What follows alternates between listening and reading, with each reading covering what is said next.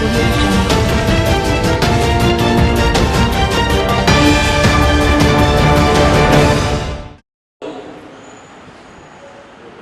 हिंद उर्दू अदबी कॉन्फ्रेंस की जानिब से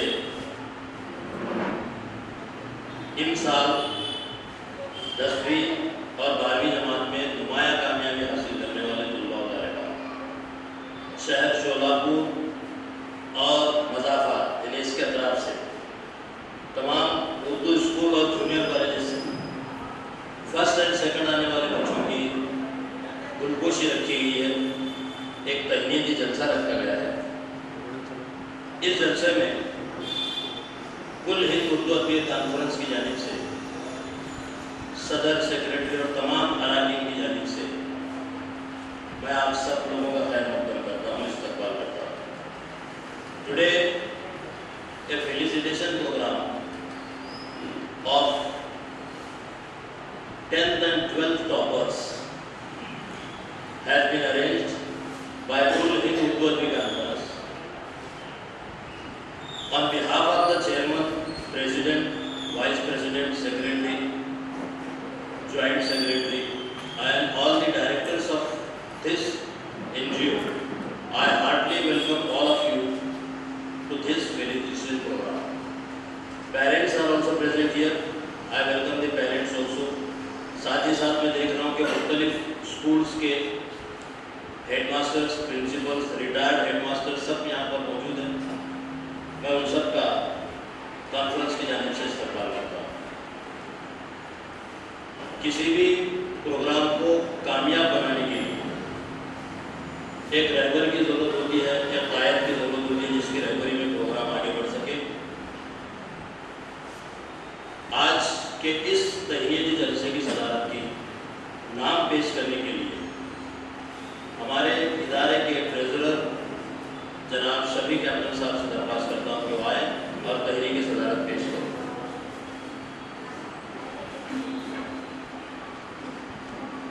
आज के इस तहनीती प्रोग्राम के सदर के लिए नवनियुक्त मिस्टर मुलानी साहब का नाम पेश करता हूँ। उम्मीद है कि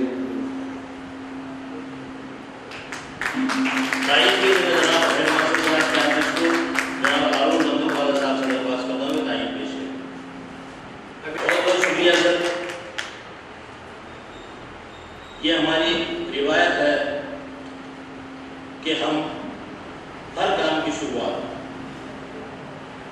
अल्लाह ताला के मुक़द्दस नाम से करते हैं।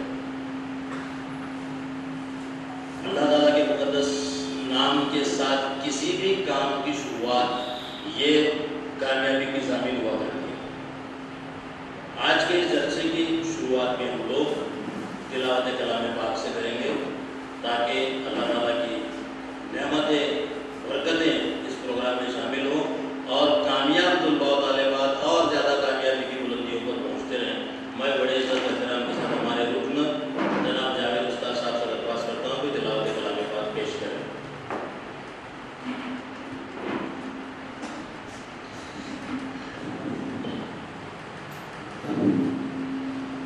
औज़ु बिल्लाहि मिनश शैतानिर रजीम। बिस्मिल्लाहिर रहमानिर रहीम।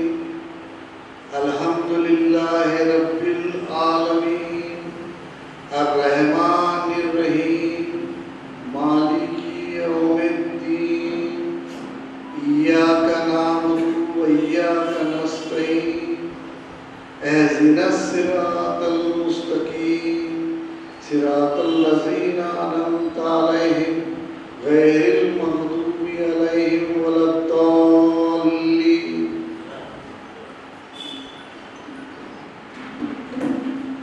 लीजिए, अल्लाह ताला के पाक नाम से सूरह फातिहा से जलसे की शुरुआत हुई है। हज़रात व ख़वातीन, आज हमारे दरमियान जो जलसे के सदर की हैसियत से जो शख्सियत यहाँ पर मौजूद है, मैं उनका मुख्तसर तारुफ आपके सामने पेश करता हूँ। ये जनाब तैमूर मुलानी साहब हैं जिन्होंने अपना कीमती वक्त इस प्रोग्राम के लिए दिया। ये additional commissioner Sholapur municipal corporation है। निहायत ही मसरूफ़ तरीन शख्सियत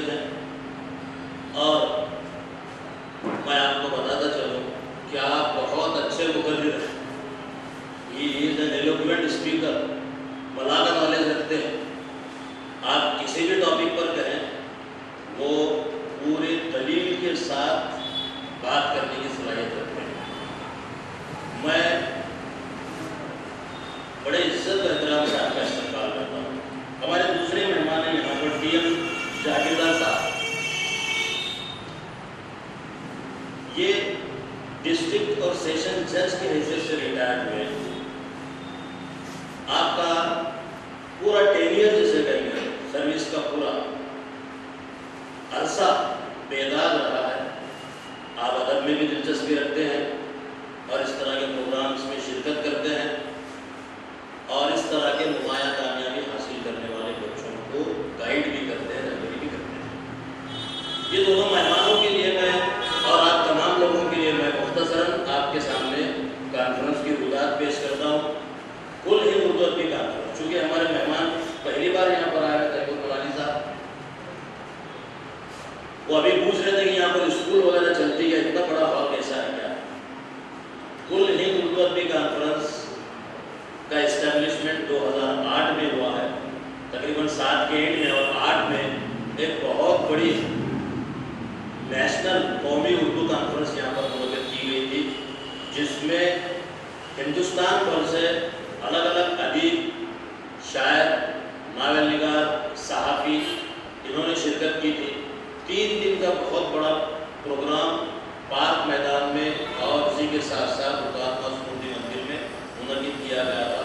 मुज़ाकरे हुए, मुशायरा जिसे कहेंगे नेशनल कौमी मुशायरा हुआ, उसी के साथ साथ सहाबत के मौजू पर, इंतज़ामिया के मौजू पर, ज़रिए उर्दू ज़रिए तालीम के मसाइल के मौजू पर, अलग अलग मौज़ूआत पर मुज़ाकरे हुए। माहिरीन ने उन्होंने अपनी राय पेश की। 3 दिन का ये ज़बरदस्त प्रोग्राम यहाँ पर मुनक़िद किया गया और उसी में हम देखते हैं कि बेगम जान नाम का एक ड्रामा भी यहाँ पर पेश किया गया। ये ओपन स्पेस में पार्क मैदान के स्टेडियम में तकरीबन 25,000 शायकीन की मौजूदगी में पेश होने वाला पहला ड्रामा। इसी के साथ पाकिस्तान के मशहूर व मारूफ आलमी शोहरत याफ्ता गुलकार गुलाम अली का गज़ल का प्रोग्राम भी रखा गया। बहरहाल ये जो कॉन्फ्रेंस हुई वो तारीख साज कॉन्फ्रेंस थी। 4 महीने पहले से माहौल पैदा करने के लिए शोलापुर में हर स्कूल में अलग अलग प्रोग्राम रखे गए थे। तकरीरी मुकाबले रखे गए थे, तहरीरी मुकाबले रखे गए थे, मज़मून नवीसी के मुकाबले, रैलीज निकाली गई थी, छोटे छोटे मुशायरे रखे गए थे। माहौल पैदा किया गया, माहौल तैयार किया गया। इस कॉन्फ्रेंस की पजीराई न सिर्फ पूरे हिंदुस्तान में बल्कि बैरूनी ममालिक में भी हुई। साल भर तक जो है वहाँ से ईमेल्स आया करते थे। कॉन्फ्रेंस हमेशा से उर्दू ज़बान व अदब की तरक्की और तरवीज के लिए कोशां। इसी के साथ साथ उसके बाद 2011 में एक सैर रोज़ा उर्दू कॉन्फ्रेंस मुनक़िद की गई। अशफाक साहब के दरबार में ऊपर आए थे। एक सैर रोज़ा कॉन्फ्रेंस मुनक़िद की गई, टीचर्स की ट्रेनिंग के लिए मुनक़िद की गई, जिसमें स्टेट भर से टीचर्स को बुलाया गया था। बाकायदा जिला परिषद और कॉर्पोरेशन से इजाज़त लेकर स्कूलों को छुट्टी दी गई थी और तमाम टीचर्स उसमें वहाँ पर शरीक हुए थे। उर्दू ज़बान अदब से ताल्लुक़ रखने वाले मुख्तलिफ उदबा, शोरा वो वहाँ पर शरीक रहे। खासकर तालीम के मैदान के माहिर उन्होंने यहाँ पर असातिज़ा की रहबरी की। 3 रोज़ा प्रोग्राम बेगम कम्युनिसा में रखा गया था। बाकायदा पीरियड होते थे टाइम टेबल के हिसाब से, टीचर्स उसको अटेंड करते थे क्योंकि सिलेबस बदलते जा रहा था। और वो भी, और इसी के साथ साथ हुतात्मा स्मृति मंदिर में भी बाकायदा दोपहर के ताम के साथ टीचर्स के लिए कैंप रखा गया। 2012 में भी ट्रेनिंग कैंप रखा गया। 2015 में उर्दू कॉन्फ्रेंस की जानिब से नेशनल लेवल का ड्रामा कंपटीशन रखा है, जिसमें जयपुर है, जम्मू है, दिल्ली है, हैदराबाद है, यानी हिंदुस्तान के कोने कोने से मशहूर मारूफ ड्रामा निगार जिन्होंने बैरूनी ममालिक में भी ड्रामे पेश किए थे, उन्होंने यहाँ पर शिरकत की। इसी के साथ साथ यहाँ के मुकामी ड्रामा निगारों को अपने ड्रामे सबके सामने पेश करने का मौका मिला। एक तारीख साज मुकाबला ये भी 3 रोज़ चलता रहा, 2015 में हुआ।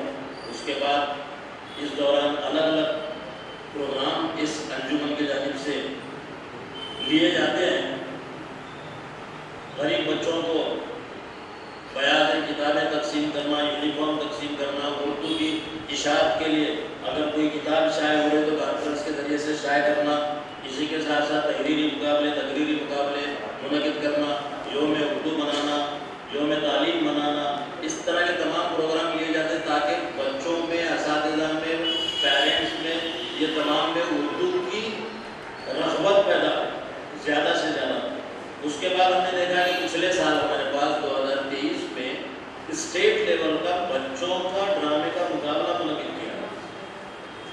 महाराष्ट्र भर से अलग अलग जिलों से, चाहे फिर मुंबई हो, भिवंडी हो, गुना हो, इचलकरंजी हो और दूसरे अजला से यहाँ पर ड्रामा निगार स्कूल्स अपने बच्चों को यहाँ पर भेजे हुए थे। ये भी जो है ड्रामा कॉम्पिटिशन बहुत ही बेहतरीन रहा। पहली बार महाराष्ट्र की तारीख में पहली बार ये ड्रामा कॉम्पिटिशन यहाँ पर मुनक़िद किया गया। बहरहाल और एक मैं बात बताता चलूँ कि योम असातिज़ा के मौके पर मिसाली मुदर्रिस, मिसाली सदर मुदर्रिस का अवार्ड दिया जाता है, लाइफ टाइम अचीवमेंट अवार्ड दिया जाता है।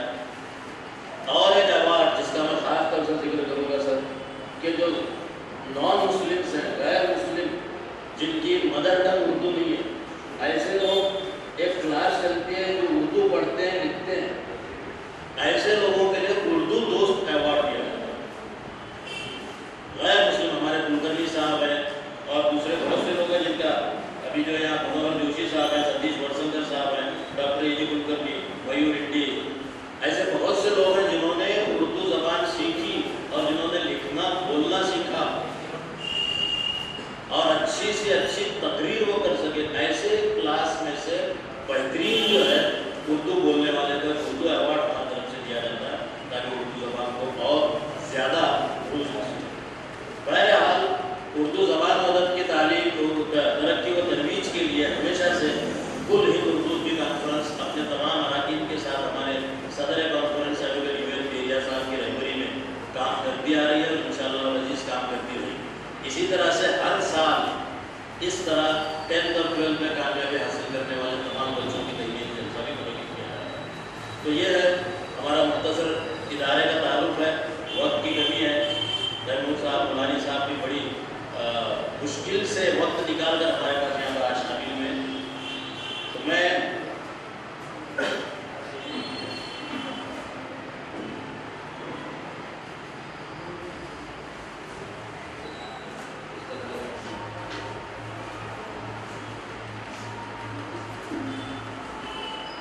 हमारे इदारे के नायब सेक्रेटरी जनाब अशफाक साहब के हिसाब से दरख्वास्त करता हूँ कि वो आइन हाइज बनाएँ और मेहमानों का इस्तकबाल पेश करते हुए उनकी गुलपोशी का भी ऐलान करें। गुल हमारे लिए, हमारे मेहमानों के लिए मोहब्बत, अकीदत का एक ज़रिया है, गुल पेश किए जाते हैं। तो मैं रिस्पेक्ट फॉर दी गेस्ट, तो मैं अशफाक साहब के हिसाब से दरख्वास्त करता हूँ कि वो इस्तकबालिया भी पेश करें और गुलपोशी भी पेश करें। आइए।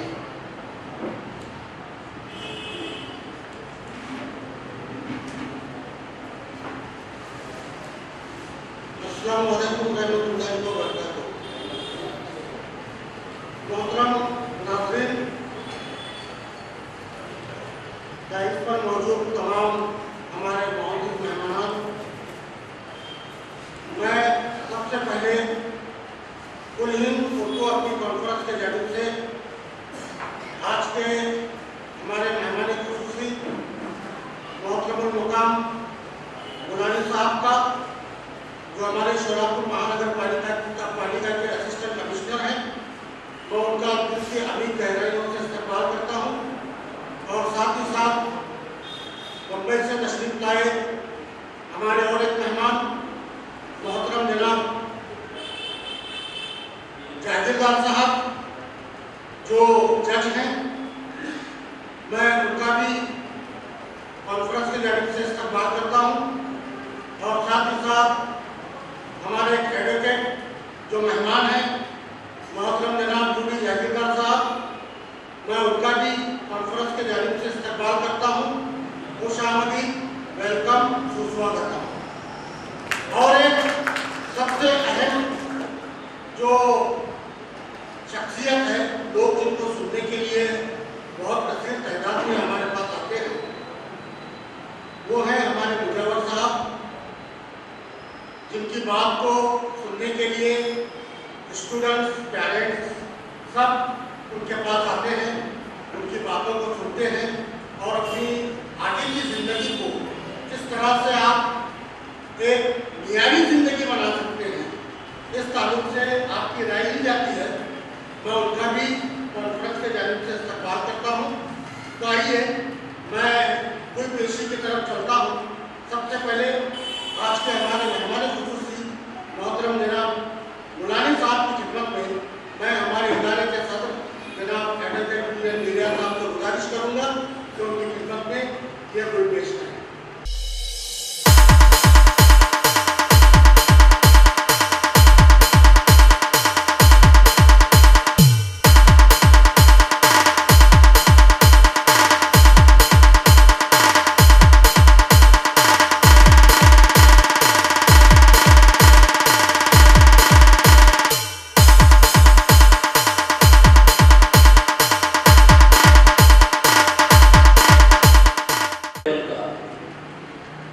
उर्दू ड्रामा कंपटीशन हुआ, इंटर स्कूल उर्दू ड्रामा, बैनुल मदारिस उर्दू ड्रामा, जो निहायत ही कामयाब रहा,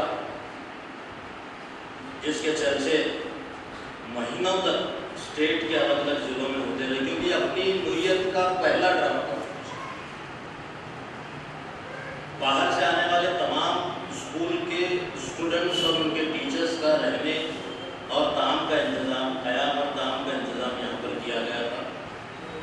2 रोज़ा इस मुकाबले में तकरीबन 17 ड्रामे पेश किए गए और बेहतरीन ड्रामे यहाँ पर लोगों को देखने मिले।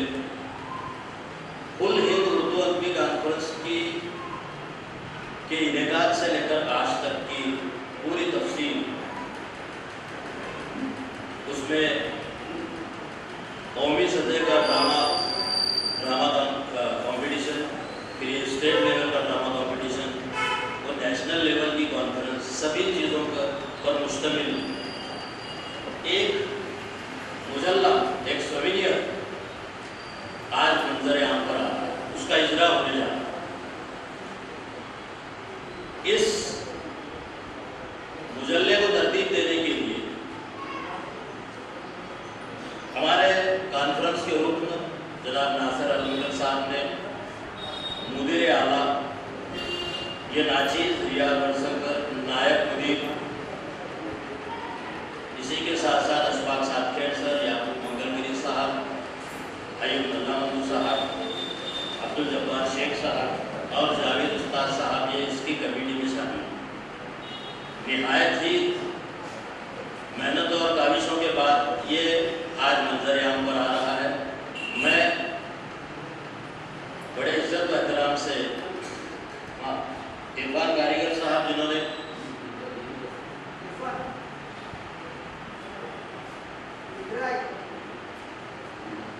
बड़े इज्जत व एहतराम से हमारे आज के जलसे के सदर मोहतरम से दरख्वास्त करता हूँ कि वो इस सोवेनियर का इजरा करें जो आपके सामने मौजूद।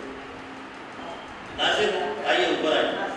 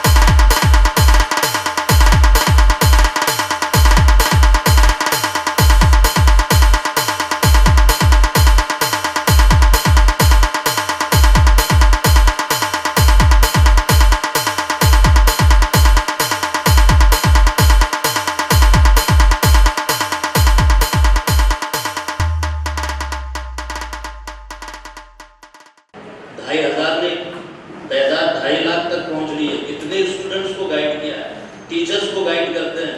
अलग अलग महाराष्ट्र के हर जिले में आपको बुलाया जाता है, आपका लेक्चर रखा जाता है, अलग अलग टॉपिक पर आप गाइड करते हैं। मैं बड़े इज्जत एहतराम से आपसे दरख्वास्त करता हूँ, मुजावर सर से आए, मुजावर सर से दरख्वास्त करता हूँ कि वो आएँ और बच्चों को रहबरी करने के सिलसिले में मुख्तसरन अपने ख्यालात पेश करें। Mujawar sir. Respected dignitaries of the dais and of the dais, Assalamu alaikum wa rahmatullahi wa barakatuh. So सबसे पहले मैं एक प्रोग्राम सुनने के लिए आया था जो इस इदारे के प्रेसिडेंट हैं और सर वर्षंकर सर जो हैं, इनकी मोहब्बत की वजह से उधर से यहाँ पे आया हूँ। और टीचर की खासियत रहती है, जब तक वो प्रिपरेशन नहीं करेगा ना तब तक उसका सेशन अच्छा नहीं होता। फिर भी 2 मिनट के लिए बात करूंगा मैं। एक्चुअली मैं मराठी मीडियम का स्टूडेंट हूँ। एक अल्लामा इकबाल रहमतुल्लाह अलैह की 4 पंक्तियां की जो मेरे दिल को छू लेती है। वो कहते हैं कि मंजिल से आगे बढ़कर मंजिल तलाश कर, मिल जाए दरिया तुझको तो समंदर तलाश कर। हर शीशा टूट जाता है पत्थर की चोट से, पत्थर ही टूट जाए तो शीशा तलाश कर। हर शख्स जल रहा है अदावत की आग में, उस आग को बुझा दे वो पानी तलाश कर। दुनिया तेरी बदल गई, ऐसा ही कुछ तो है, इसकी थोड़ा करेक्ट कर सकते हैं। सजदों से तेरे क्या हुआ, सदियां गुजर गई। सजदों से तेरे क्या हुआ, सदियां गुजर गई। दुनिया तेरी बदल दे वो सजदा तलाश कर। और आखिरी जो 2 लाइन है ना, उसके बारे में थोड़ी सी बात करूंगा मैं। वो लाइन इस तरह थी, करे सवार ऊंटों पे अपने गुलामों को, करे सवार ऊंटों पे अपने गुलामों को, पैदल ही खुद चले वो आका तलाश कर, वो आका तलाश कर। ये जो 2 लाइन थे ना, वो उमर फारूक रज़ियल्लाहु के लिए थी। उसका वाकया मैं यहाँ पे पेश नहीं करूंगा, मगर आका जो है, जो मालिक जो है, वो सवारी की रस्सी पकड़ता है और अपने गुलामों को सवारी पे बिठाता है। इसका मतलब भाइयों और बहनों साफ साफ है। हमारा जो प्रॉब्लम है ना, सक्सेस रेट के बारे में मैं बात करता हूँ हमेशा। दुनिया के अंदर सक्सेस रेट सिर्फ 3% है, ओनली 3%। हालांकि पोटेंशियल सेम है, इसके बावजूद सक्सेस रेट हमारा बिल्कुल नहीं के बराबर है। इसकी बड़ी वजह जो है ना, वो है हमारा ईगो। हमें अंदर का तकब्बुर बोलो, गुरूर बोलो, जिसको मराठी में अहंकार बोलते हैं। अगर हम इसमें कामयाबी मिलाते हैं हमारा ईगो बाजू को रखकर काम करने की, तो इंशाल्लाह हमको बेशक सक्सेस मिल सकता है। पहली 2 जो लाइन थी ना, मंजिल से आगे बढ़कर, थोड़ा बहुत सक्सेस मिलने के बाद हम क्या करते हैं, पर्टिकुलरली बच्चे लोग, थोड़ा तो हमारा जो जमीन का है ना, जमीन जो है थोड़ा छोड़ जाते हैं। तो बच्चे जो 10वीं में पास होते हो, 10वीं में बहुत से मार्क मिलते, सपोज 90%, तो हमको एक सवाल करना है। एग्जाम 100 मार्क की थी, मुझे 90% मार्क मिले, इसका मतलब 10% मेरे किधर तो चले गए। और ये जो एग्जाम सिस्टम है ना, एग्जाम सिस्टम में बेसिक खामियां जो है, हमने उसको पास फेल कैटेगरी में बंटवा दिया है। एक्चुअल एकेडमिक सक्सेस जो है, वो लाइफ का अगर हम पूरा जायजा लेते हैं, एकेडमिक सक्सेस कंट्रीब्यूट्स ओनली 10-20%। दूसरा जो कंट्रीब्यूशन है, वो दूसरे कंट्रीब्यूशन के लिए हमको सोचना है। मेरा एक प्रेजेंटेशन है सर, कि मैं सक्सेस से डिफाइन करता हूँ 3 कैटेगरी में। एक है एकेडमिक सक्सेस, जो स्कूली बच्चों पढ़ाई के वक्त करते हैं। दूसरा है करियर सक्सेस, और तीसरा है लाइफ सक्सेस। तो हमको इन तीनों में सक्सेस मिलाना है, और इसके लिए बेहद जरूरी है हमारा जो गोल रहता है ना, हमारा जो एम रहता है। अनफॉर्चुनेटली हम गोल सही वक्त पे सेट नहीं करते। गोल क्या है, मकसद क्या है, what is the purpose of life, ये हम मिस कर रहे हैं। गोल सेटिंग पे 3 घंटे का तकरीबन सेशन है मेरा, उसमें मैं बताता हूँ कि गोल क्या होता है। गोल होना चाहिए स्मार्ट गोल। सपोज मेरा वजन ज्यादा है और मैं ऐसा गोल रखता हूँ कि मुझे वजन कम करना है। अब मेरे पास पैसे नहीं, मैं गोल रखता हूँ मुझे बहुत पैसे कमाना है।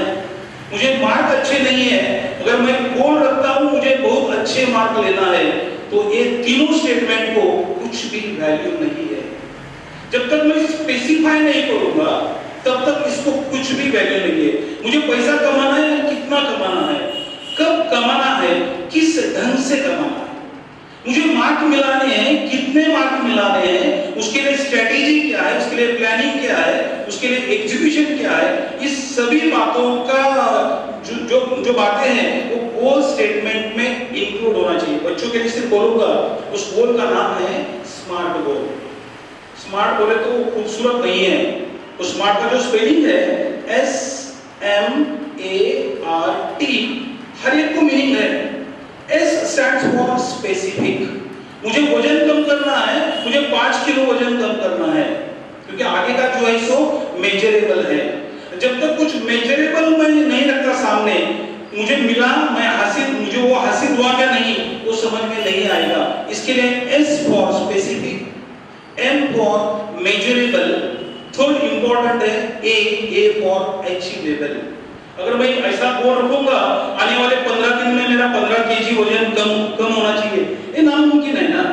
तो मुझे क्या करना चाहिए, गोल कैसा रखना है, उसके बाद में प्लानिंग कैसी करनी है, उस पे एग्जीक्यूशन कैसा करना है, और एक बार एग्जीक्यूशन से सफलता नहीं मिलती, फर्स्ट अटेम्प्ट में अक्सर नाकामयाबी मिलती है, जो हमने एक्सपेक्ट किया ना उतना नहीं मिलता।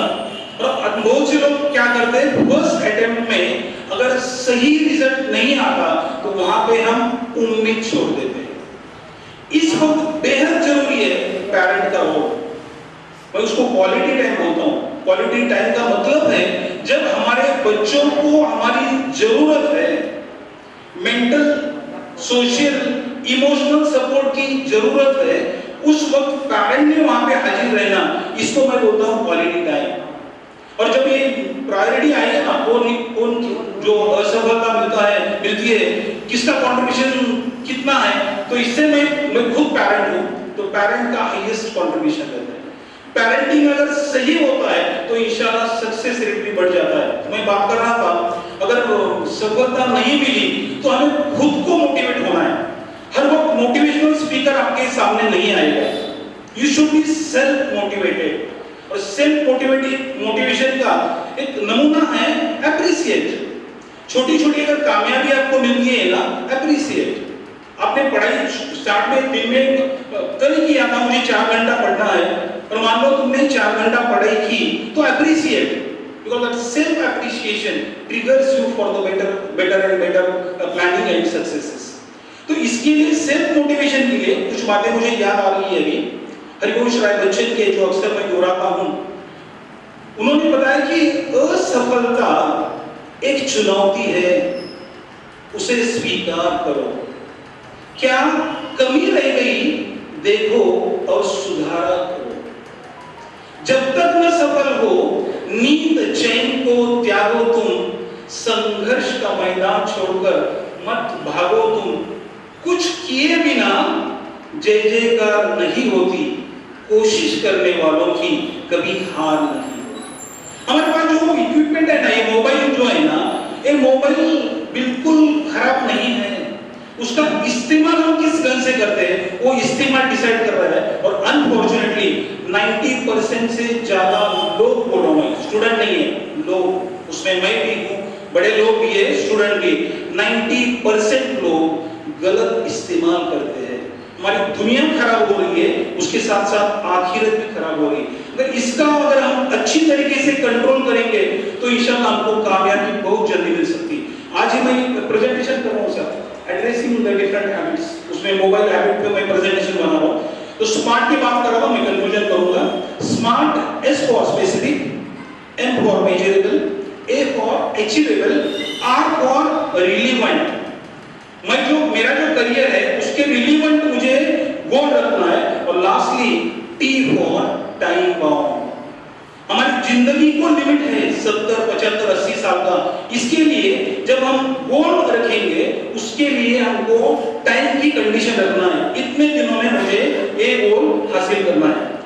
जो बच्चों को सक्सेस मिला है 10th 12th में, उनके लिए मेरे तरफ से बिग कांग्रेचुलेशंस। और उनके आने वाले जिंदगी के लिए ऑल द बेस्ट।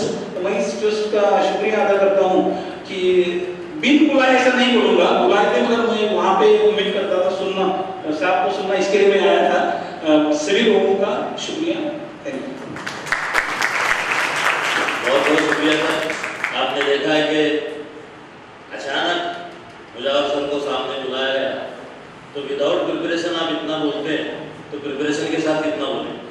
मैंने 2.5 लाख बताया आपको, 2.5 लाख स्टूडेंट्स को आज तक उन्होंने गाइड किया है, और आपका रिकॉर्ड है 3.5 घंटे नॉन स्टॉप आप बोलते हैं एक सेशन में, और ऐसे दिन में 2-2 सेशन, एक हफ्ता सेशन होते रहते हैं।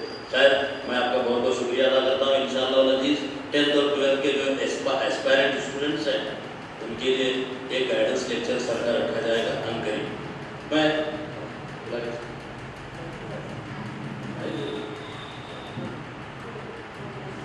आइए हमारे और एक मेहमान टीएम जागीरदार साहब को दरख्वास्त करता हूँ कि वो आए और अपने ख्यालात का इज़हार करें। आइए।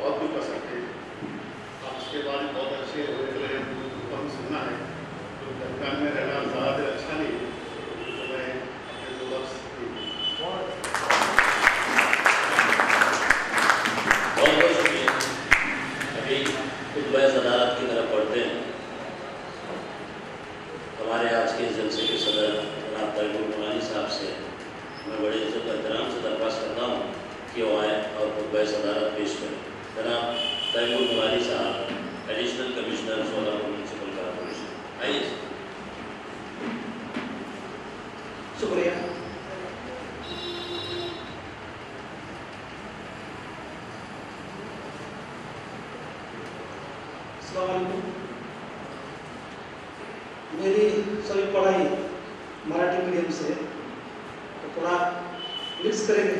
जो लफ्ज़ सीखा हूँ उर्दू के, अभी मैं पढ़ रहा हूँ। एक्चुअली यहाँ पर आने के बाद अब ये वकील साहब 7वां-8वां प्रोग्राम है, तो अच्छी उर्दू कानों पर अच्छा लगता है, मीठा लगता है। अभी तक मैंने आधा पास मेरी सर्विस हो गई। मैं पढ़ने था राहुल विद्यापीठ, एक्चुअली मेरी पढ़ाई MSc एग्रीकल्चर हूँ मैं, तो विद्यापीठ राहुल में था, तो वहीं से एग्जाम के फॉर्म भरना, क्योंकि मेरे घर में ज़्यादा कोई पढ़ा नहीं था। अगर फॉर्म कोई आता भी है पोस्ट से, तो घर पे क्या आया है ये बताने के लिए भी मुश्किल थी। तो एड्रेस जो जाता था मैं उधर के जाता था विद्यापीठ के, तो मंत्रालय में लगा ये राहुल का नगर जिले में का है, तो फर्स्ट पोस्टिंग मेरा धुलिया हो गया। बाद में बुढ़ाना, नागपुर घूम के, फिर बाद में लास्टली अभी 10-12 साल सर्विस करने के बाद अभी 6 साल से कोल्हापुर में था, और अभी सोलापुर में काम करने का मौका मिला। फर्स्ट टाइम इन सर्विस थोड़ा क्या बोलेंगे मौसीकी बराबर, यहाँ पर माहौल अच्छा है। कुछ भाई मुझे उर्दू नहीं आती है पूरी मीडियम, अभी सर ने बताया कि वो मुझे सर ने बताया कि मैं मराठी मीडियम का हूँ, लेकिन उनके पास से कुछ नसीहत जरूर लेके जाऊँगा कि उसकी उन्होंने किस तरह से उनकी उर्दू डेवलप की। आज यहाँ पर स्टूडेंट्स और पेरेंट्स हैं, तो मैं थोड़ा उनके लिए ज़्यादा बोलना चाहूँगा। आज के ज़माने में कंप्यूटर से युग मार्केट बोला जाता है, फास्ट मोबाइल आया, स्मार्ट मोबाइल। अभी सभी लोगों ने जिक्र किया मोबाइल अच्छा बुरा, इस पर डिबेट हो सकता है। हम गोवा में थे पिछले 3 साल पहले, स्वच्छ भारत अभियान इसके बारे में कॉन्फ्रेंस था, तो उस टाइम में साफ सफाई, इसके बाद hygiene, on road personal hygiene, इसके बारे में बहुत सारी चीज़ें वहाँ पर डिस्कस की जा रही थी। तो वहाँ पर सबसे गंदी चीज़ कौन सी होगी जिस पर ज़्यादा अपन जो डेली यूज़ करते हैं, तो उसमें से क्या कौन सी चीज़ पर ज़्यादा डेंजर है, अपने को खतरा है, तो वो है मोबाइल। सोच सकते हो कि ये आंसर आ सकता है कि मोबाइल से खतरा अपने को ज़्यादा है। It is not hygiene. देखिए सवेरे जब उठते हैं तो सबसे पहले हाथ किसको लगता है? सबसे पहले ढूंढते हैं कि कहाँ है मोबाइल। वहाँ से जो शुरू होता है, दिन भर रात के सोए तक अपने पास वही रहता है।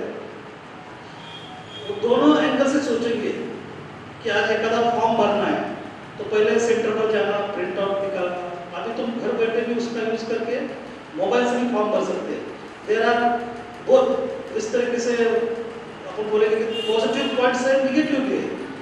तलवार है, उसके दूसरे का गला काटना है कि खुद का काट के लेना है, वो अपने पर डिपेंड है। कितना यूज करना है, कितना डिपेंड्स है। एक्सक्लूसिव बच्चों के लिए अभी हम पढ़ाई जब करते हैं, सारी के थोड़ा सा दिल मचल जाता है। बहना भाई चौधरी की कविता में उस पर मन बढ़ाए बढ़ाए, दिल एक जगह रुकता नहीं है। तो बच्चों में पढ़ाई करते हम भी सर जब एमपीएससी की तैयारी करने गए, एक्चुअली हमारे अब्बा की ख्वाहिश थी कि घर पे खेती अच्छी है, 25 खेती है मेरी गाँव तरफ, तो खेती में कुछ तो पढ़ो करके मुझे 12 हुआ तो ट्रेंड था कि डीएड में सब लोग डीएड जब से नौकरी लग जाती डीएड कर दो। अच्छा स्कोर था, मैं तालुके में तीसरा था उस टाइम में, 75% थे। अभी के मुकाबले बात करेंगे तो 75, तो स्टिल में थर्ड। अभी के मुकाबले तो 100 भी कम मार्क्स है, 99.9 भी कम मार्क्स है। हमारे टाइम में इतना स्कोर नहीं था। मैं 12वीं 99 में पास हुआ। उस टाइम में सीईटी निकली थी, just start of the batch, 500 तक थी उसकी। बोला कैसा करना भरने के लिए, डॉक्टर होना तो मुझे खुद इंजेक्शन करने के लिए जाऊँगा तो मुझे अभी भी डर लगता है कि भाई तो मैं खुद को इंजेक्शन नहीं कर पाऊंगा तो दूसरों को खुद दूंगा। तो मैं सोचा ये पता नहीं घर पे कि सीईटी है, घर पे बताया नहीं कि सीईटी रहती। 12th की रेगुलर एग्जाम पास आउट हो गया तो घर के बाजू के लोग बोले अच्छा स्कोर है, डीएड बता दो, टीचर लग जाएगा। आप बोले अरे तुझे क्या करना है? मुझे तो ज़्यादा कुछ नहीं बोला कि टीचर नहीं करना है, टीचर में जनरल में नहीं, मतलब लिमिटेड, मैं गाँव छोड़ के नहीं जाऊँगा, पोस्टिंग भी यही लूँगा, तो दुनिया के आगे देख भी नहीं पाऊँगा। तो थोड़ा एप्लीकेशन ऑफ माइंड बच्चों के लिए बताऊँगा। आपको सभी निर्णय डिसीजन कौन लेता है? पेरेंट्स ही लेते हैं, बराबर है। जो पढ़ा लिखा करते हैं उसको ऊपर डिपेंड रहते हैं। अभी मोबाइल का जमाना है, देखो पॉजिटिव पॉइंट लेना है। मैं मेरे बच्चों को पूछता रहता, अभी तीसरी में हो, हर महीने पर क्या होना चाहता कोई तो पूछता है, तो हर महीने उसकी चॉइस बदलता रहता है। कभी उसको इंजीनियर होना लगता है, अच्छा लगता है, कभी पायलट। शुरुआत में उसको जेसीबी खिलौने के साथ खेलना अच्छा लगता था, तो शुरुआत में बोलने का मुझे जेसीबी ड्राइवर होना है, अच्छा है वो जेसीबी कितना अच्छा चलता है, तो उसकी चॉइस हर मंथ को बदलती है। उसके पास लेने वाला मुद्दा यह है कि देखना है अच्छा कौन सा है। तो जेसीबी ड्राइवर पास से अभी पायलट तक है, अगले महीने में क्या चेंज होगा बता नहीं सकता। तो बच्चों की अभी फैसिलिटी इतनी अच्छी है, पेरेंट्स भी देखो कदर कर रहे हैं। हमारे टाइम में कब घर पे जाके पढ़ाई करना कुछ भी नहीं, स्कूल में जो पढ़े सफिशिएंट था, कंपटीशन ही नहीं था इतना। अभी देखो ट्यूशन से पेरेंट्स लोग भी ध्यान दे रहे हैं, अपना फर्ज भी है बच्चों में, सिर्फ टीचिंग भी नहीं, अदर फैकल्टी में भी काम करना जरूरी है। स्पोर्ट्स इवेंट रहेंगे, बहुत सारे आप देखते साइंस, स्पेस साइंस है बहुत, आप BSc agri, BSc simple chemistry, pharmacy, अपने इतने भी फील्ड जानते हैं, इसके बाहर भी दुनिया है। इसलिए किसी को स्पेस में काम करना है, क्या करना चाहिए? परसों एक बच्चे का आईटी का फॉर्म भरना था, ऐसे में मेहमान का बच्चा था, ऐसे गया था बोलो ऐसा आईटी फॉर्म भरा, तो सिर्फ सोलापुर ही चूज कर रहा, तो ऐसे फिर तो सोलापुर एडमिशन लेना है। अरे तेरा मेरिट में नहीं बैठा तो क्या, फिर दूसरा कॉलेज कौन सा? फिर मैंने सोचा ही नहीं, ऐसा नहीं करके चलेगा। मुझे मेरिट में बैठे तो अच्छी बात है, अगर नहीं हुआ तो कुछ ऑप्शन भी उसमें है, तो ये बातें सीखना जरूरी है। कहीं तो नेट के भी बच्चे आते हैं, नेट के कॉलेज जो बताए वो उतने ऑप्शन डाल देते हैं, तो उतना ही फॉर्म भर दिया। मुझे कंप्यूटर साइंस करना है, कंप्यूटर साइंस को पैरेलल कुछ कॉलेज में भाई कंप्यूटर इंजीनियरिंग बोल के है, आईटी बोल के information technology, parallel to computer science, तो ये भी ब्रांचेस है। तो थोड़ा पेरेंट्स लोगों ने इस पर गौर करना चाहिए, कुछ लोगों के पास जाके सलाह लेनी चाहिए कि स्कूल में क्या चाहिए। मेरे 4 भाई हैं, मुझे एक भाई है, मैं मेरे घर में चाहता हूँ कि हर किसी का बच्चा चाहिए। मेरे भाई की लड़कियाँ भी diploma in civil engineering pass हो गई, मेरे भाई की लड़की बड़ी बी फार्मेसी हो गई, दूसरी भी लड़की भाई की मेरे अभी कंप्यूटर साइंस पे डिप्लोमा हुआ है। अपने बच्चों को ज़्यादा से ज़्यादा तालीम देने पर जितना आप वे करेंगे, वेट देंगे, तो अपने कॉलेज टाइप रहते। मेरे बच्चे पढ़े लिखे, उस पर रिश्ता खराब आ नहीं सकता, बेसिक तो बाद में इशू करते, उसको पैर पर खड़े करो, उसके घर वालों ने उसको नौकरी लगाना है न लगाना है, that is not our point. मेरा काम है, मेरा रॉ मटेरियल, मेरी बच्ची अच्छी तालीम हो, कल कुछ भी इशू हो जाए उसके खुद के पैर पर वो खड़ी हो। उसको आप आज के पेरेंट सब कुछ अच्छी बात है, डेवलपमेंट है कि सोचते हैं पढ़ाई के बारे में, पढ़ाई को खुद लेके जाते हैं सेंटर पर, एग्जाम दे रहेंगे तो इसकी जिम्मेदारी अभी तुम्हारे बच्चों की बड़ी हुई है। पापा का मामा का काम है कि तुम्हारे को पैसा दो पढ़ाई के लिए, कहीं लेके जाना है ले दो, आगे पढ़ना आपका काम है। हमारे मेरे सर ने पीछे बात की थी, सर बोले एक काम करो, 9th और 10th के बच्चों के लिए बुक्स का मसला आया है, रेज किए थे उनके मतलब फोर्सफुली। हमने फिर अभी पिछले 15 दिन पहले हमारे सर बैठे हुए यहाँ पर, तो हमने कॉर्पोरेशन के सभी बच्चों को 9th और 10th के बच्चों को बुक्स उपलब्ध कर दिए, तो एक बहुत अच्छा सुकून मिला कि बहुत बड़ा काम करके ये सुकून मिला। 3 लाख रुपए का खर्चा हुआ, अभी तक मेरे हाथ से 50-60 के 200 करोड़ के ऊपर काम हो गया होंगे भाई, लेकिन उसमें जो क्या बोले खुशी नहीं मिलती, वो ये 3 लाख रुपए के काम में उसमें खुशी ज़्यादा मिलती। तो उस टाइम में भी मेरे सर हम दोनों में गाइस पर थे, हमने वही बताया बच्चों को कि अभी तक मेरा रोल खत्म हो गया, बुक्स दे दिए, पढ़ाई करना तुम्हारा काम है।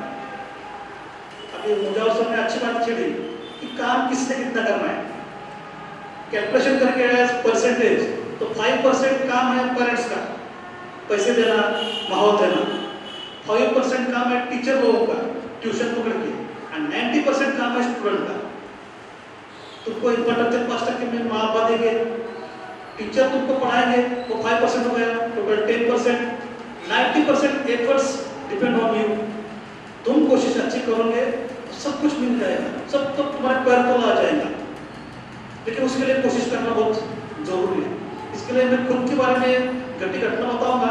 मुझे पुलिस होने की बहुत ख्वाहिश थी, मेरे मामू एसीपी रिटायर हो गए, हमारे सोलापुर के, थोड़ा वर्दी बहुत अच्छा लगता था कि वर्दी में तो प्रभाव जानेंगे ये वगैरह दिल में रहता था। मैं जब बीएससी एग्री हुआ, कोल्हापुर से मैंने बीएससी पास किया, तब तक मुझे एमपीएससी पता नहीं था। जब मैं एमएससी को गया राहुल में, देखा वहाँ पर तो मेरे बाजू बैठा हुआ बच्चा तहसीलदार हो गया, कोई डिप्टी कलेक्टर हो गया, कोई सीओ हो गया। तो बोले ये तो अपने सर के दिखते हैं, अपने से हैं, हम तो हमारा ट्रैक चलता कि एमएससी पढ़ना, थीसिस करना, इस पर ही कॉन्सेंट्रेट करना। फिर एक साल पर ध्यान आया नहीं, ये भी करेंगे तो अच्छा रहेगा। फिर वो पीएसआई की ऐड आ गई, फौजदार होना है, फिर चालू कर दिया अभ्यास। हमने टारगेट रखे, प्रीलिम पास हो गए, जाते ही थोड़ा क्या दुआ होगी माँ बाप की, बोलो कम पढ़ाई में, कम स्टडी में प्रीलिम क्वालिफाई हो गए। मेंस की तैयारी थी, 400 मार्क की मेंस रहती, 400 मार्क्स की, और उसमें क्वालिफाई रहता नियर अबाउट, पिछला हिसाब निकाला मैंने तो 300 भी में हो जाएगा, तो तुम उसमें क्वालिफाई हो जाते। तो हमने टारगेट रखा 300 का, 300 मार्क लाना है, उसकी सबसे तैयारी की। रिजल्ट के जैसे मैंने कहा हम टारगेट चालू किया 300 के हिसाब से काम चालू कर दिया। मेरिट लगा 297 उस साल का और मुझे मार्क्स आए 296, 1 मार्क्स से गए। तो उस टाइम में टाइमिंग चली, अरे ये टारगेट गलत हो गया, गलती कहाँ होगी? तो 2-3 दिन खाना नहीं खा बेस पर जाना, बैठना बाहर, वापस आना, क्या करते हो मेरी? मैं तो उसमें लोगों के ताने भी सुनना पड़ते, वो बहुत बड़ी दिक्कत वाली बात रहती है। लेडीज के तो बहुत बड़ी बात रहती है ना? सब बोलते रहते हैं क्या हुआ तुम्हें ड्रेस सिलाना था ना, क्या हुआ? तो वो बात बहुत चुप थी। अगले साल फिर इस साल टारगेट क्या रखा, मुझे महाराष्ट्र में टॉप आना है।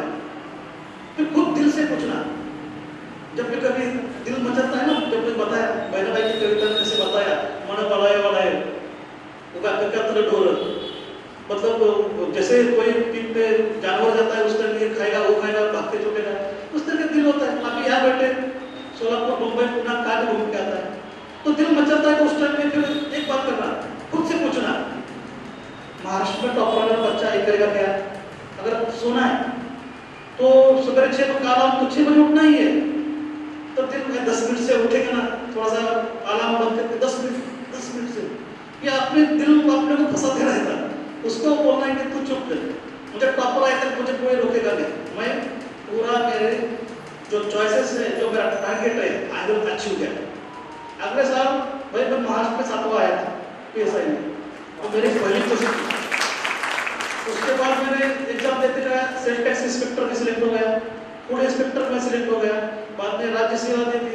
मेरे 5 पोस्ट मेरे हाथ में थे, पता तुझे क्या चाहिए, तू कहाँ जाना चाहता है। लेकिन उसका पहला जो था एटम वो धक्का बहुत बुरा था। मैं 2 दिन मैंने घर पे नहीं गया कि क्या जवाब दूंगा। दोस्त लोगों को पता था कि फिजिकल में है, फाइनल में है, अभी हो गया, ड्रेस सिलवाने की तैयारी हो गई थी हमारी कि फौजदार होना है, अभी ड्रेस सिलवा दो। बाद में क्या है ये तो यार ये तो नॉन गैजेटेड है, इससे अच्छी भी पद है, तो दूसरे के एग्जाम की तैयारी चलो।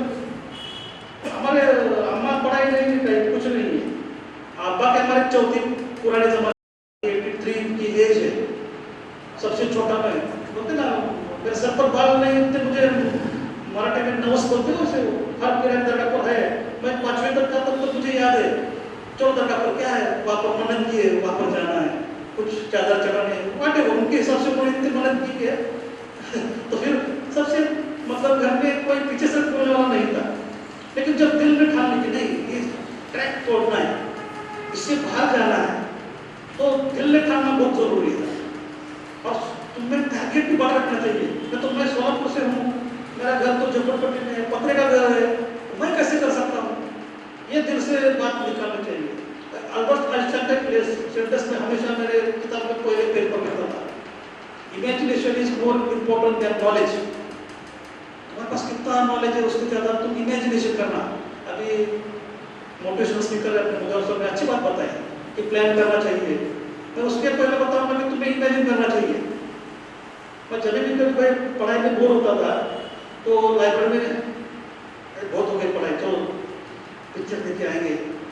तो फिर उस टाइम में एक बात सोचना, किताब पाँच में रख देना, आंखें बंद कर लेना लाइब्रेरी में बैठे बैठे और सोचना, आंखें बंद करके एक ख्वाब देख लेना। मैं ऑफिसर सेलेक्ट हो गया, महाराष्ट्र शासन की गाड़ी आ गई, मैं बस स्टैंड से गाड़ी आ गई, मेरे गांव में गाड़ी आई, बस स्टैंड से गाड़ी आ गई, घर पास आ गई, लोग देख रहे मेरे तरफ। घर पे आया, माँ बापू गाड़ी में बैठाया, उस यहाँ तक आए तक बात अगला काम देखने की जरूरत नहीं पड़ती थी, किताब झट से खोल लेना और पढ़ाई चालू। तो बच्चों ये बातों पर गौर करेंगे, तुम्हें सक्सेस से कोई नहीं रोक पाएगा, लेकिन आपको खुद there is no shortcut for success. हर चीज को शॉर्टकट रहेगा, यहाँ से बस स्टैंड पे जाना है तो शॉर्टकट मिल जाएंगे, लेकिन जब सक्सेस अचीव करना है तो शॉर्टकट तुमको नहीं मिलेगा। ये दो तीन बातें एक्चुअली स्टूडेंट के लिए, पेरेंट्स के लिए बताऊंगा मैं कि आफ्टर 12 क्या करना चाहिए। जैसे फील्ड्स के बारे में अभी बात की आपने, लिमिटेड फील्ड्स की मालूम है अपने पास। भाई मेरे पिछले साल आइस स्केटिंग किया, मैं आइस स्केटिंग, बर्फ पर स्केटिंग खेलते बच्चे, मेरे बच्चे 6 में थे पिछले साल कोल्हापुर में। तो जब कोविड था उसके पहले उसके बर्थडे को कुछ तो गिफ्ट लेना बोल के मैंने 1000 रुपये का वो स्केटिंग शूज मिलते थे वो लेके गया था। कोविड के पहले शायद 2016 में ले गया था। जब कोविड आ गया तो सब बंद हो गया, तो बच्चे वो टेरेस पर खेलने लगे, टाइम पास में खेलने लगे, मतलब कोई उसको कोचिंग नहीं, कुछ नहीं स्केटिंग। फिर बाद में उसके स्कूल में कॉम्पिटिशन था, तो हमारे ध्यान में इतना कि टेरेस पर खेलते बच्चे, इतना हमारे दिमाग में। तो फिर वो स्कूल में कॉम्पिटिशन हुआ, तो सर का उसके फोन आया कि बच्चे अच्छे खेलते हैं, जिला स्पर्धा लेके जाओ क्या? कोई दिक्कत नहीं, सबके साथ लेके जाओ। वो जिला की स्पर्धा में भी ध्वस्त आ गया। मैं बोला कुछ तो नहीं था, 4-5 मतलब बोलते ना वासरात लग गए, ऐसा कुछ तो नहीं था, थोड़ा सा आता होगा। लेकिन वो पुणे में एग्जाम थी उसकी रीजनल महाराष्ट्र लेवल, उसने टॉप कर दिया। तो फिर मैंने बोला नहीं कुछ तो बात है, ध्यान देना पड़ेगा। तो फिर उसमें बैंडी बोल के गेम है, बैंडी जो कि रशिया का नेशनल गेम है, जैसे अपना हॉकी गेम है, बस अब बैंडी का आइस स्केटिंग, तो पूरा फर्श की जगह बर्फ रहता और उस पर वो स्केटिंग करते करते हॉकी खेलना।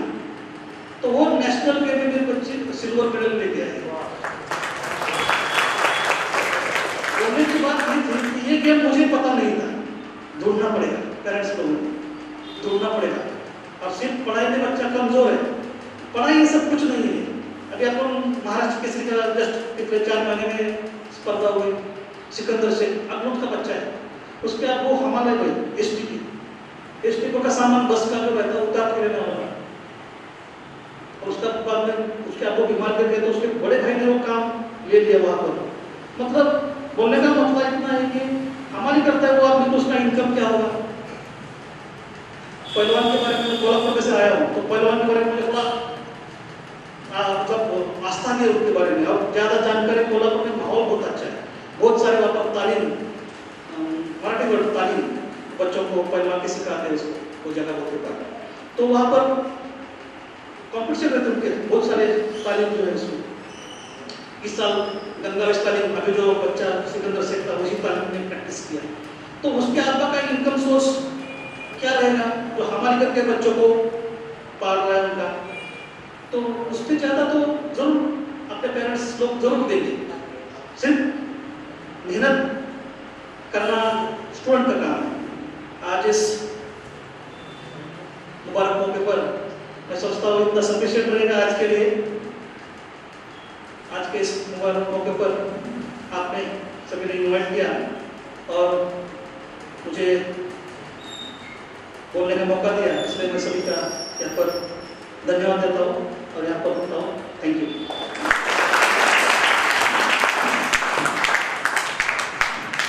जी बहुत बहुत शुक्रिया सर। आपने देखा कि आज के जो स्पीकर्स हैं, मेहमान हैं, फिर वो टी एम नागेला साहब हों, मुजावर सर हों, या फिर आज के सदर तैमूर मुलानी साहब हों, इनकी तमाम की स्पीचेस का एक लगे जवाब यह है कि आप अपना एक ध्येय, एक टारगेट, एक एम्बिशन तय करें और उस सिमत में काम करते चले, तो इंशाअल्लाह मज़ीद कामयाबी आपके कदमों में होगी। यहाँ पर 10th और 12th दोनों के बच्चे बैठे हुए। मैं सिर्फ 1 मिनट कहना चाहूँगा सर आपकी इजाज़त से, कि मैं ये कहना चाहूँगा कि language is no barrier for the toppers. आप में इंफीरियरिटी कॉम्प्लेक्स बिल्कुल नहीं रहना चाहिए कि हम उर्दू मीडियम से। IQ जो है ना सबका सेम हुआ करता है, चाहे वो इंग्लिश मीडियम में पढ़कर 80% ला रहा है तो उर्दू में भी वो 80 लाएगा, यहाँ पर 90 लाता तो वहाँ पर भी 90 लाएगा। मैं आपको 1 मिनट में बताता चलूँ कि मैं social junior college of science में 34 साल काम किया हूँ और वहाँ पर से तकरीबन 262 बच्चे डॉक्टर्स हुए हैं। उन 262 बच्चों में से 212 बच्चे उर्दू मीडियम के, जो आज समाज में बतौर डॉक्टर काम कर रहे हैं। हमारे सोशल के प्रिंसिपल जब्बार सर भी यहाँ पर मौजूद हैं। उर्दू कॉन्फ्रेंस में जितने भी हालांकि हैं ना सर, सब टीचर्स हैं, प्रिंसिपल्स होकर रिटायर होने वाले, सबके घरों में डॉक्टर्स और इंजीनियर्स हैं, सबके घरों में डॉक्टर, सब उर्दू मीडियम से पढ़े हैं। तो मैं बच्चों को ये बात बताना चाहूँगा, इस बात को बिल्कुल आप डरे नहीं कि हम उर्दू मीडियम आगे जाकर क्या होगा। एक टारगेट तय करें, एक स्ट्रॉन्ग डिटर्मिनेशन हो, सेल्फ कॉन्फिडेंस हो, कंसिस्टेंसी एफर्ट्स हो, readiness to do hard work हो, कामयाबी आपके कदमों में होगी। हमारे बख्शी सर यहाँ पर बैठे, हमारे कॉलेज और बाकी जो MA बांगल स्कूल है, BKQ है, कमरुनिसा है, प्रोग्रेस, यहाँ से पास होने वाले बच्चों की बात अलग है, वो और अलग बच्चे हैं। मैं सिर्फ सोशल की जो बात बताया हूँ, 212 बच्चे डॉक्टर्स बने हैं उससे। तो language is no barrier for the toppers, कोई रुकावट नहीं है लैंग्वेज की। सिर्फ स्ट्रॉन्ग डिटर्मिनेशन हमारा होना चाहिए, सेल्फ कॉन्फिडेंस होना चाहिए, सख्त से सख्त मेहनत करने की तैयारी होनी चाहिए। फिर देखेंगे आप उसी सिमत में जब टारगेट आप तय करेंगे, एम्बिशन आप तय करेंगे, उस सिमत में आप काम करते जाएंगे, उससे रिलेटेड लिटरेचर आप पढ़ते जाएंगे, अपनी दुनिया से थोड़ा बाहर हटकर मोबाइल के बारे में बहुत बताया गया, बहुत कुछ बताया जा सकता है। मैं अभी बैठे बैठे सोच रहा था कि वक्त लेगी, लेकिन वो मेरे अंदर का टीचर मुझे खामोश बैठने नहीं दे रहा था, इसलिए दो बातें आपके सामने रखी हैं। मोबाइल ये डिवाइस बताते खुद खराब नहीं है, ये एडवांटेजियस है, लेकिन उसका सही इस्तेमाल हमारे हाथ में होना चाहिए। सारी दुनिया हमारे हाथ में, सारी दुनिया हमारे हाथ में, उसका सही इस्तेमाल अगर हम करें। बहरहाल इन दोनों तीनों स्पीकर्स ने आपके सामने जो बात रखी है उस पर आप अमल करें। मैं इन तीनों का बहुत बहुत शुक्रिया अदा करता हूँ। बड़ी देर से आप इंतज़ार कर रहे हैं इनामात के लिए। शुरुआत जो है 10वीं जमात के तुलबा तालिबात से होगी। 10वीं जमात को तुलबा तालिबात अभी हम 11th में एडमिशन लेने जा रहे हैं। एक टारगेट तय करेंगे आगे जाकर हमें क्या करना है। 12th वाला तो CET और ABT नीट एग्जामिनेशन देकर आ चुके हैं, उनके सामने एक एम्बिशन है। मुलायम साहब ने बताया कि हमारा जो टारगेट लिमिटेड हुआ करता, थोड़े सिर्फ डॉक्टर इंजीनियर्स के बारे में सोचते हैं, तो उससे आगे जाकर हम MPSC UPSC एग्जामिनेशन के बारे में सोचें, IAS IPS ऑफिसर बनने के बारे में सोचें, कॉम्पिटिटिव एग्जामिनेशन अपीयर करने के बारे में सोचें। बहरहाल इन तमाम लोगों की नसीहतों पर आप अमल करें और इंशाअल्लाह अज़ीज़ अल्लाह की ज़ात पर मुकम्मल भरोसा रखते हुए, नमाज़ों की पाबंदी करते हुए, खुदा की ज़ात पर मुकम्मल भरोसा रखते हुए, अपने असातिज़ा अपने वालिदैन का एहतराम करते हुए, इज्जत करते हुए सही लाइन में मेहनत करेंगे तो इंशाअल्लाह अज़ीज़ कामयाबी आपकी कदमी चुकी। तो मैं रफ़ीक खान सर से दरख्वास्त करता हूँ कि आएँ और 10वीं जमात के तुलबा व तालिबात के इनामात